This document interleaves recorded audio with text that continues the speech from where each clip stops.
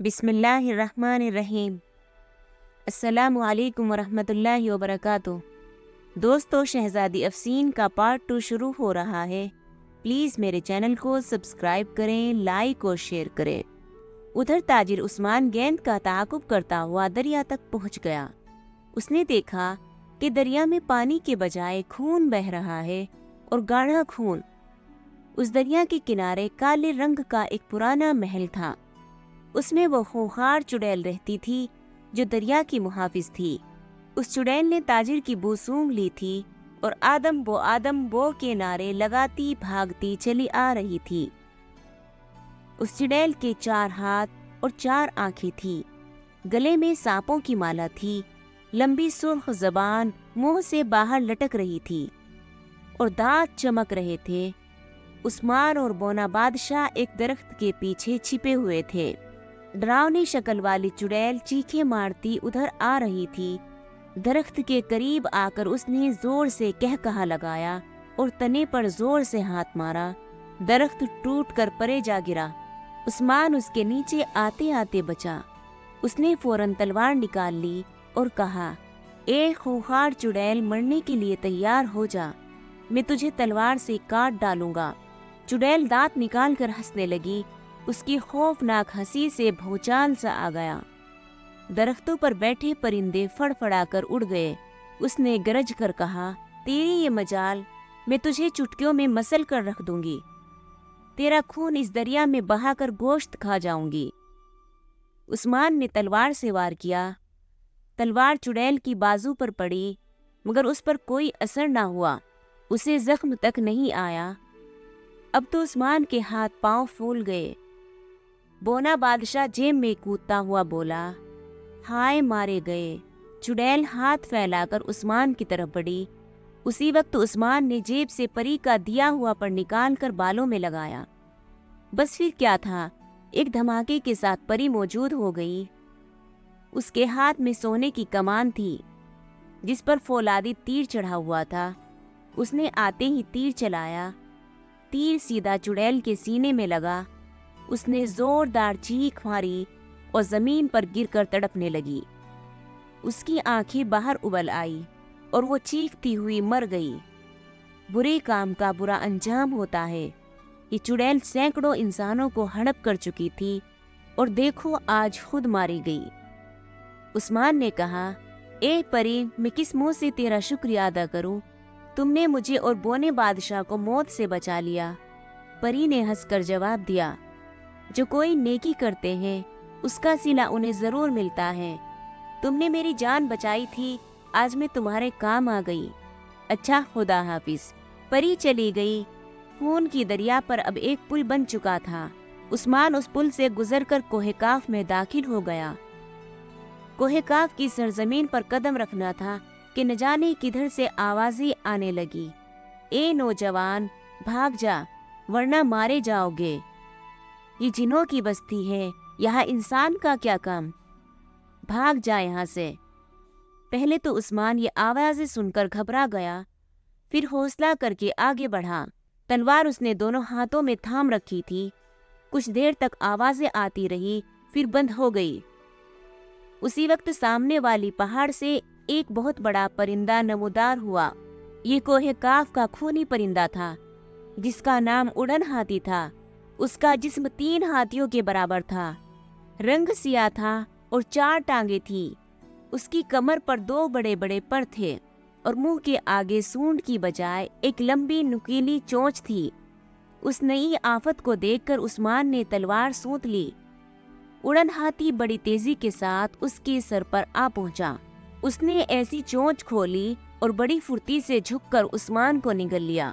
عثمان کو لگا جیسے وہ کسی گدیلی سڑک پر پھسل رہا ہے اور پھسلتا ہوا ایک اندھیرے کمرے میں جا گرا۔ یہ اس اڑن ہاتھی کا میدہ تھا۔ عثمان میدے میں کھڑا ہو گیا۔ اسے کچھ نظر نہیں آ رہا تھا اور سانس لینے میں بھی دقت ہو رہی تھی، مگر پھر یہ مشکل حل ہو گئی۔ اڑن ہاتھی نے اپنی چونچ کھول دی، روشنی اور ہوا اندر آنے لگی تھی۔ بونے بادشاہ نے کہا، باپ رے، یہ خوفناک پرندہ میرے باپ نے نہیں، دادا بلکہ پردادا نے بھی نہیں دیکھا ہوگا۔ عثمان نے کہا، اب اس جگہ سے نکلے کیسے؟ کچھ دیر یہاں رہے تو اس پرندے کے معدے کے تیزاب میں ہم ہضم کر لیے جائیں گے۔ میرا خیال ہے تلوار کے ذریعے سوراخ کر کے باہر نکلنا چاہیے۔ عثمان نے خدا کا نام لیا اور تلوار سے بھرپور وار کیا۔ اڑن ہاتھی کا گوشت اس طرح کٹا جیسے صابن ہو۔ وہ چیخے مارتا مارتا اپنی ٹانگوں پر گھومنے لگا۔ ایسا کرنے سے معدے میں گویا زلزلہ آ گیا اور عثمان اڑن ہاتھی کے پیٹ میں کلا بازیاں کھانے لگا، مگر سنبھل کر وہ تلوار چلاتا رہا۔ اڑن ہاتھی کو بڑی تکلیف ہو رہی تھی۔ اس نے عثمان کو باہر اگل دیا۔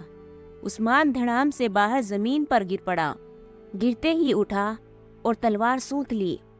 اسی وقت اڑن ہاتھی نے کڑھاتے ہوئے انسانی آواز میں کہا، اے آدم زاد، مجھے مارنا نہیں، تم جو کہو گے میں وہی کروں گا۔ اڑن ہاتھی کو بولتے دیکھ کر عثمان حیران رہ گیا۔ کوہ کاف بڑی عجیب دنیا ہے، وہاں ایسی ایسی مخلوق پائی جاتی ہے کہ عقل ماننے سے انکار کر دیتی ہے۔ عثمان نے کہا، ٹھیک ہے، میں تمہیں ہلاک نہیں کرتا، تمہیں جنوں کے خلاف میری مدد کرنی ہوگی، وہ ہمارے ملک کی شہزادی کو اٹھا لائے ہیں۔ اڑن ہاتھی نے کہا، مجھے منظور ہے، میں یہاں کے اڑن ہاتھیوں کا سردار ہوں، میری تعداد 50 ہے۔ جب بھی تم مغرب کی طرف منہ کر کے مجھے آواز دو گے، میں اپنے ساتھیوں سمیت تمہاری مدد کے لیے آ جاؤں گا۔ عثمان آگے بڑھ گیا۔ ایک دن اور ایک رات مسلسل سفر کے بعد وہ پیٹھو جن کے محل کے پاس پہنچ گیا، جہاں شہزادی افشین قید تھی۔ پیٹھو جن کو جب خبر ملی کہ ایک انسان شہزادی کو رہا کرانے آیا ہے تو وہ کہا لگانے لگا اور اپنی محل کی چھت پر آ کر بولا، اے آدم زاد، تو ہم سے ٹکر لینے آیا ہے، اپنا قد دیکھ، اپنی طاقت دیکھ، جا چلا جا، میں تمہاری جان کی بخشش کرتا ہوں۔ عثمان نے بڑی جراحت سے کہا، او بدبخت جن، غرور نہ کر، کبھی کبھی چیونٹی بھی ہاتھی کو مار ڈالتی ہے، اپنی خیریت چاہتا ہے تو شہزادی کو آزاد کر دے۔ پیٹھو جن تو غصے میں آ کر پھنکارنے لگا۔ اس نے اپنے غلام دیووں کو حملہ کرنے کا حکم دیا۔ عثمان نے اسی وقت مغرب کی طرف منہ کر کے پوری طاقت سے کہا، اے اڑن ہاتھی، میری مدد کے لیے آؤ۔ فوراً اڑن ہاتھیوں کے چھتے آسمان پر نمودار ہوئے، ہر طرف اندھیرا سا چھا گیا۔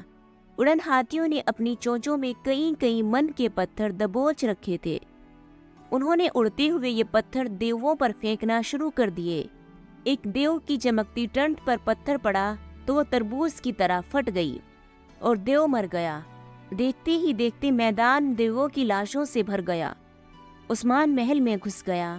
پیٹھو جن کئی گز لمبی تلوار تھامے اس کے سامنے آ گیا۔ مقابلہ شروع ہو گیا۔ پیٹھو جن بڑا ماہر تلوار باز تھا۔ عثمان ڈٹ کر اس مقابلے کا سامنا کر رہا تھا، مگر پیٹھو جن ہار ماننے کو تیار نہ تھا۔ بونے بادشاہ نے یہ دیکھا تو عثمان کی جیب سے جادوگرنی والا گیند نکال کر پورے زور سے پیٹھو جن کے منہ پر مارا۔ گیند پھٹ گیا اور اس سے کالا دھواں نکلا۔ پیٹھو جن بے ہوش ہو گیا۔ عثمان نے لپک کر اس کا سر کاٹ لیا۔ پیٹھو جن تڑپتا ہوا ختم ہو گیا۔ شہزادی افشین کو چاندی کے پنجرے سے نکال کر عثمان واپس چل دیا اور منزلوں پر منزلیں طے کرتا ملک روم پہنچ گیا۔ بادشاہ اور ملکہ نے جب اپنی بیٹی کو زندہ سلامت دیکھا تو خوشی سے نہال ہو گئے۔